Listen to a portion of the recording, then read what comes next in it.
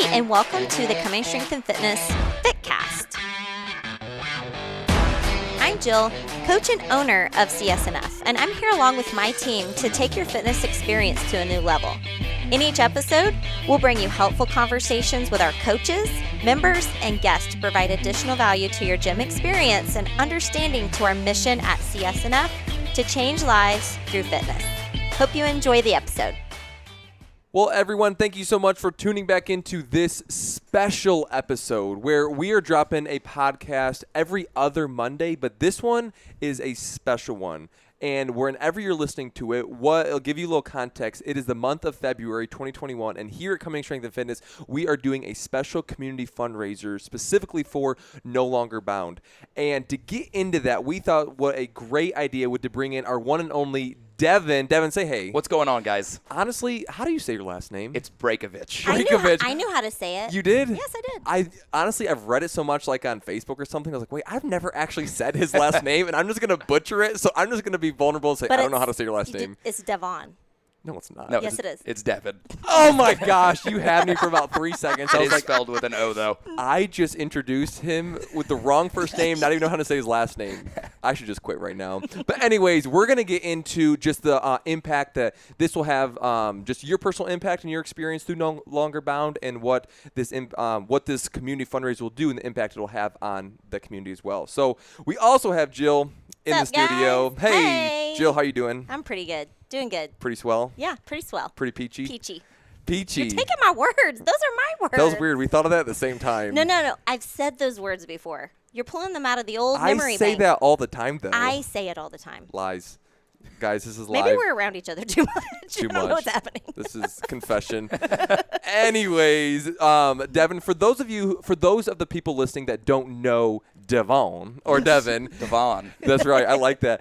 Devon, tell everyone who you are, what do you do, and how you got started here at Coming Strength and Fitness. So my name's Devon Braykovich. I live right down the road, actually 5 minutes away from the gym up in Cumming. We just, my fiance and I just moved up here from the Alpharetta area earlier this year, and in anticipation of the time of our soon-to-be now-born baby. Woo! Come on. Congrats. Congratulations. Thank you. So we moved up here. Daddy Devon. That's right. It is an experience for sure. It's very tiring. What's his name? Riley. Her name's Riley. Oh, her name. Yep, Sorry. Her name worries. is Riley. Yep. So we moved up here earlier this year. I work at a boot camp up the road off of Bethelview called Burn Boot Camp Cumming.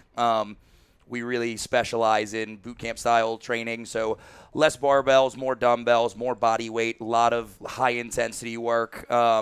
Really big, mostly geared towards moms. That's probably our biggest demographic. I really enjoy working with that population. Working with women specifically is really, really a big passion of mine, helping empower them to realize that strength comes in all shapes and sizes and can be at all fitness levels and all of those things that come along with that.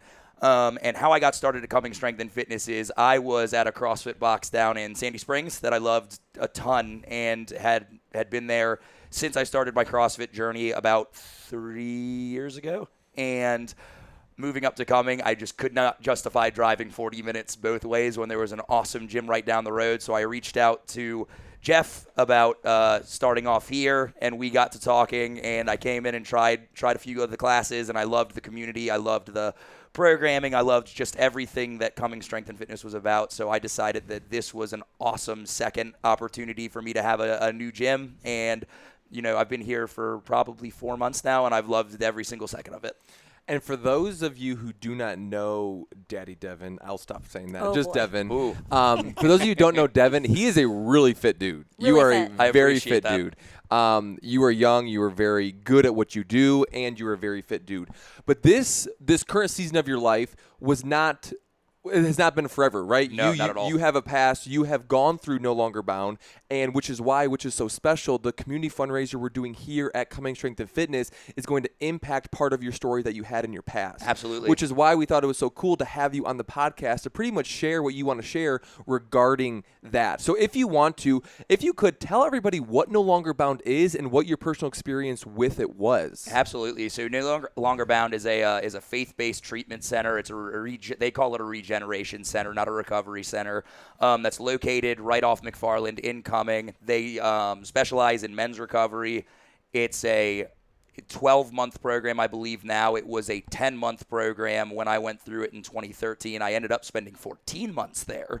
And it is just a magical place where so many horribly difficult but amazing things happen to men who are struggling with substance abuse, struggling with addictions that are far beyond substance abuse as well. I mean, it's just an amazing place where regeneration and reconciliation happens on a daily basis, and it was an incredibly difficult and challenging experience, but probably the most beneficial thing that I've ever done in my entire life. So like I was saying, I went through No Longer Bound in 2013. I really started kind of struggling with my substance abuse issues at 18 when I went off to college to play college soccer. I didn't realize you played college Yes, soccer. Where'd yes, you play? I did. I played at Erskine College in South Carolina. Awesome. So I went there with some really high aspirations. I'd also gotten into a little bit of legal trouble my senior year of high school, so was dealing with some of the fallout from those things, and it was just a very challenging season of my life. I struggled with depression through most of my high school experience, struggled with some bullying issues, those sorts of things, and just really lacked a lot of self-confidence. And was looking for validation in a lot of the wrong places, through other people, through being part of the it crowd or whatever you want to call it. I think things that a lot of people struggle with at that age, and I just took them to their very logical extreme. So I got to school, was doing very well when I was preoccupied with what I was passionate about, which was playing soccer. But once the soccer season ended, I really became consumed with the partying lifestyle, especially in a school that small with 300 kids. There's not a whole lot to do other than go stay out too late, go to the town and do things that you're not supposed to be doing. So I came home, couldn't maintain the grades that I needed to stay. My parents were obviously very worried about me. I was a very good student in high school, very well-behaved kid, and I was not a very well-behaved kid when I was in school. So I came home after 1 year and put kind of my life on pause and really started dealing with some deep depression and some deep-seated issues. Probably the one thing that needs to be said about this is I'm adopted, so that was something that I'd never really gotten a chance to process. Not even just process, really. It's a very weird circumstance. My parents did open adoptions with me and my younger sister, so I've had a relationship with my birth mother my entire life. Gotcha. And I've just really struggled not knowing my birth father, I think. I think it was really difficult for me as a young man to understand why somebody wouldn't want to be as invested in my life as that kind of a person would want to be normally. Yeah. And so for me, I was just reeling, looking for other people to tell me that I was worthy and that I was okay and that I was worth loving and worth investing in. And so I sunk a lot of time into relationships. I sunk a lot of time into trying to prove to people that I was really worthwhile and worthy of their time and attention. And that led me down the street to being in a really toxic and unhealthy relationship when I was 19, 20 years old. And that was really where my substance abuse issues started to get out of control. So 19, 20 years old, trying to support myself, trying to move out of my parents' house, trying to kind of establish myself as a young adult was a very challenging time, and eventually led to me getting arrested, spending some time in the county jail, and at that point, the judge said, either get help or we're going to move you to a more serious escalated position of not just being in a county jail. So at that point, I'd already gone through some outpatient treatment centers, tried to stay sober. I'd been clean for, almost a year at a time, fallen back into the trappings, hanging out with the same people. and eventually made my way to No Longer Bound, which has a reputation for being one of the hardcore, quote unquote, programs in the state and in the Southeast. Really, it's very. You live on campus. You don't have very much contact with the outside world. You are as fully invested in your own recovery as you can possibly be at any point in time. I got there in, I believe, September of 2013, and I left sometime in the summer of 2014. So stayed there for a really good long while, and some really crazy, miraculous things happened there for sure. Wow. So talk to us about, you don't have to go in depth, but talk sure. to us about some of the transformation that you had, not just externally, but internally, like with your substance abuse, but also some of the beliefs and some of the internal wounds that you probably processed through and probably cried over, wrestled with the community of people, the guys, because it's only guys. It's not guys and girls, but you were with the same guys because personally, one of my best friends in the area, he went through No Longer Bound as well, and it is phenomenal to hear the transformation, not just physically, but mentally and emotionally, relationally, spiritually, because it is a faith-based program. Oh, yeah. Talk to us about some of those transformations. So the biggest thing, I think you hit the nail on the head, was it is a faith-based program, and I stepped into No Longer Bound being, I would call a full-blown atheist at the time. Really, I mean, my family did not grow up in church, did not really have much of a faith walk in terms of knowing God, ever investing in that portion of my life. My Saturdays and Sundays were spent out of town playing soccer, so we never, almost ever, went to church growing up. So I walked in there with a very bitter view of anything that you know, especially for me, anything that was like a father figure outside of my dad was a very negative, had a very negative connotation to it. So for me, I walked in there and hearing people refer to God as father and dad and all this stuff, and I was like, you schmucks, you guys have no idea what you're talking about. Like, I know what a father is supposed to be like, and my father very much failed me, with big air quotes surrounding that. So for me, that was probably the biggest thing. Was I walked in there completely fake it till you make it. I'll listen to the faith part of this as long as it keeps me, you know, on the right track and out of trouble. I can do whatever. And I can still really remember the first time where I was like, okay, like, maybe just enough of a door got open to that I wasn't sold on it, but where I was like, okay, that can't just be coincidence. That's there might be something to this whole God thing. Right.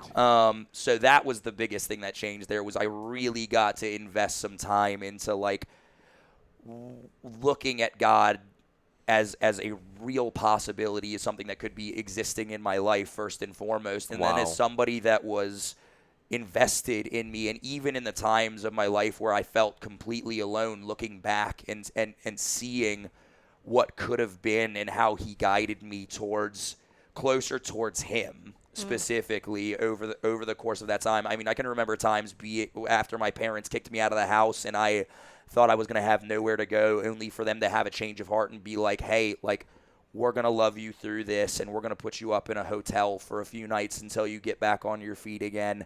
And after I'd done so many terrible things for you, and that just him planting that grace in their heart to show me that, like, people can love me even when I screw up, and people can love me even when I'm mad at them, and all of those sorts of things were just really huge positive, probably the biggest positive that I took away from that. The substance abuse obviously kind of took care of itself. When you can't have it, you can't have it. Right. So that was probably the easiest part of the whole process, was just not using, because there's no availability there.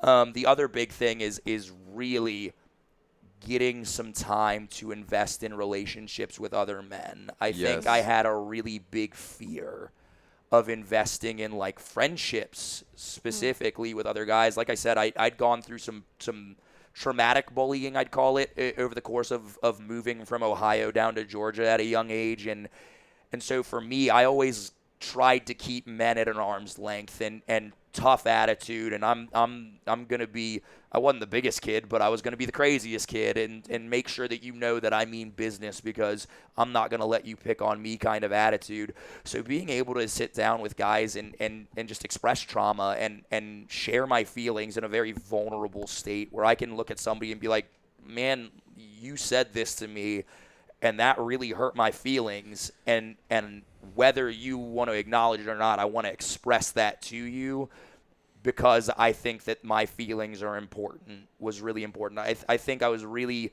bad about advocating for myself at a young age. I was really kind of the person, like I said, that we went through a period of time trying to identify some of our character flaws at No Longer Bound. And I, after doing some like really heavy praying about it, God really just told me, like, Devin, you're a doormat for everybody. You, like, if I could rename you, it would be Matt, because you lay down for everyone. Oh, wow. And you let people walk all over you because you think that's going to make them like you. Wow. So I would let people say or do or use me however they needed to in this hope that they were going to accept me and love me and prop up my self-esteem. So that it was really twofold, knowing that I can stand my ground and be firm about my feelings and say, hey, this isn't okay and this is why I'm not okay with it, and whether you like that or not, I'm going to let you know. And also have the self-confidence to prop up my own feelings of like, hey, I'm adequate whether this person likes me or not, and I'm not going to change the way that I act for these people because I love who I am, and I know God loves me, and I know the people that are supposed to love me, God's going to put in my life to love me. Wow. So those were probably the two biggest things that I got out of my time at No Longer Bound. That's incredible. Devin, your story is compelling. It's powerful. It's life-changing. I appreciate your vulnerability with all of that. I mean, I assure you that this will touch people listening in more ways than you realize. Yes. And I think God is continuing to use you, and not just use you now, but to redeem what you did do in such phenomenal ways. Last question about your story, and then we're going to transition into like this fundraiser and the impact it could have. What would you tell 2011, 2012, 2013-year-old version of Devin with what you know now? If you could tell him like one message with what you know now, what would you tell him? I think in the sense of, obviously this is heavy on my heart right now just because we just had the baby, but if I had to tell Devin, who was going through his first outpatient treatment and really just very hopeless, it would be like, stay the course. Just stay the course. Just keep walking forward. Because there were so many times where I just was on that verge of just giving up and saying, like, whatever happens, man. There's this life isn't worth living. Right. I would tell that version of me that, like, you're being molded to be the father that you were called to be. That's good. That's good. Every single day, and you need to go through this to be who you're supposed to be for your soon-to-be wife and daughter. Yes. Wow. Those are the things that I would tell him. That's good. Not only is there hope out in front, but God is continuing to use you in a powerful way with your wife, with your kid. I mean, moving forward, that he's continually redeeming that, which is so powerful. Which, Jill, I'm going to kind of kick it to you, which is hearing both Devin's personal story, but I mean, there are hundreds and dozens. I don't know how many people went through No Longer Bound, but it's been around for a long time. Yeah. That it is literally changing men's lives. It's giving them hope where they felt like they were at the end of their road and they were just hopeless. Yeah. So talk to us about why we landed on No Longer Bound and a little bit more about what we're going to do this Saturday about Burpees for the Bound. Yeah. So, as a community, we like to do local outreach. We like to do outreach, period, but locally, we like to make an impact. And our members like to be a part of making an impact on other people's lives. We've done lots of different, charitable things in the past, and we were like, what is something we can do different this year?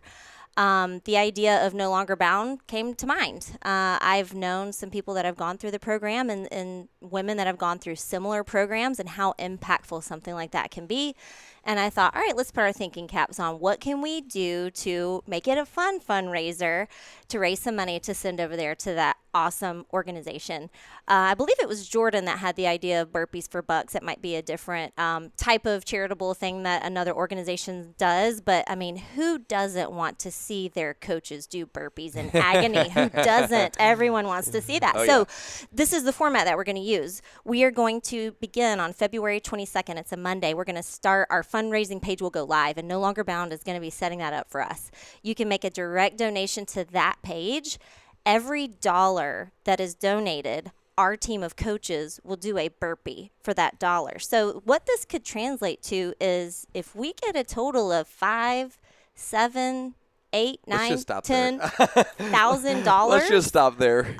You can do the math and see how many burpees we're going to be doing. A few days worth. No kidding. See you in 2022. We'll still be doing burpees. No kidding. But all of us are on board. I mean, really, what better way? I mean, burpees for a cause. This Yes. is going to be amazing. Yes. So we are going to have that fundraising page up on February 27th. And then the following Saturday, our team of coaches are going to hammer out these burpees for a cause. That is phenomenal. So I think what's really special about this community event supporting No Longer Bound is that they're both about changing lives, improving lives, helping us get healthier, because No Longer Bound, like you said, isn't a recovery, but it's a regeneration program that looks at your life holistically, points you towards your Heavenly Father, but then also gives you practical handles on how you can go be the best version of yourself walking out of that program. But also the motto at Coming Strength and Fitness is changing lives through fitness. Yeah. So I think it'd be special if just all three of us really quick would just answer the question, how have we seen our lives personally been changed through fitness? Mm-hmm. Jill, do you want to kick us off? I mean, yeah. So the thing that has impacted me the most, and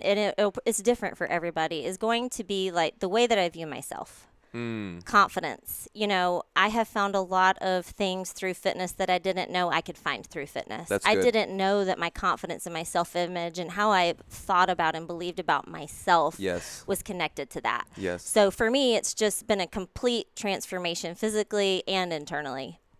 That's amazing. Devin? Yeah, I mean, I think Jill hit the nail on the head with that. Most people find confidence through fitness, and I think for me that's really translated into I needed to step into my capacity as a leader, and whether that's been through just leading other people by example through hard work that's put in during a WOD, or in my job now at Burn Boot Camp, being able to lead these groups of men and women to find themselves through fitness as well. I needed an outlet where I could fail safely That's over good. and over and Yeah. over again. That's good. And the failures in here daily translate into successes in the long run. So for me, it really taught me that failure wasn't an end state. It was a part of the process. I love that. That's good. That'll preach. That's good. I think if I had to answer this question really quick, is not only has it provided me a passion and a direction for my life, but it also has showed me that there's so much more to health than just coming and working out. That, like you said, you come in for the workout or come in for the hashtag gains, but then you realize that Definitely for the gains. definitely for the gains. But you realize that there's more to this than just working out. That I have met some of my best friends working out. I have had some of the most vulnerable conversations. I have had incredible opportunities birth from fitness. That it's more than just coming in here, working out, and leaving. You really are changing your direction with a new lifestyle that's going to help you in every area of your life. Yes. And I think the benefits are more than we even realize. And I think we all would agree with that. Absolutely. So, Devin, I want to ask you this question, then we'll kind of close with some fun little questions. Sure. What would you tell Coming Strength and Fitness, anyone listening to this, regarding the impact that this Burpees for the Bound, this community fundraiser, the impact that could have on a future guy's life? What would you leave the listeners with? I guess I'll leave them with this. It's treatment is oftentimes a product of your ability to invest in it, right? And it's really not everybody that goes through No Longer Bound had the opportunity that I had. Another just grace of God thing that I had the money on hand that I could invest that in myself. And at the time, I didn't have a wife or kids or obligations outside of just really changing my life so that I could be alive. But that is not the case for 85 to 90% of the men that are in that program. Wow. And the price has actually gotten more expensive since when I was there. It was a rigorous, but all things considered cheap program for me to go through at the time, and they thrive on scholarships. And one of I'll leave them with a story of my best friend that I made through the program. It was his third go round on a third scholarship at No Longer Bound, and that was his 15th treatment center total that it took. And he's been sober for 7 years now, going on 8 years. He started a recovery program up in Nashville based off of his experience at No Longer Bound. And you never know what kind of opportunity you have in front of you to impact somebody's life. And that might be the difference between reconciling a father and his child, a husband and wife, or a son and his father or daughter, or any of those things. You're not just changing the life of that man. You're changing the life of everybody inside of his sphere of influence. That's amazing. That's incredible. Devon, you could not have ended that any better way.